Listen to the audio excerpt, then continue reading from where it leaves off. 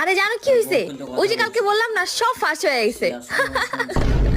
এই কার সাথে কথা বলতিছো? আরে কার সাথে কথা বলতেছি মানে? আমার মার সাথে কথা বলতেছি, খালি সন্দেহ করে। এই এইটা কে? আরে এটা দুধারা বিল নিতে আসছে। এই নাও বিল দাও। উফ আল্লাহ, কাল লগে যে বিয়ে হয়ে গেল আমার। ভাই ভাই আপনার বউটা তো সেই শালার পর শালা বাগেন থেকে। মারতে লাগলো। এই আমি ঢাকার বাইরে যেতেছি, উল্টাপাল্টা কোনো কিছু যাতে না শুনি। সে বাইরেই যাচ্ছে। কি রে ফোন কেন ধরতেছে না? এক কাজ করি, বাসায় কাজের ছেলেকে ফোন দেই। হ্যালো, তোর ম্যাডাম কই? ম্যাডাম তো সাহেবের সাথে বেডরুমে মুভি দেখতাছে। কি কস? আমি তো এইদিকে, তাইলে বাসায় কে? কি এখন আমি কি করব? তুই এক কাম কর, অগদিনের গুল্লি মেরা উড়াই দে। আচ্ছা ঠিক আছে। গুলি মেরে উড়িয়ে দিই। সে গুলি দিল, এটাকে উড়িয়ে দিল। সাহেব দুজনকে গুলি করে মেরে ফেলছি, এখন লাশের কি করব?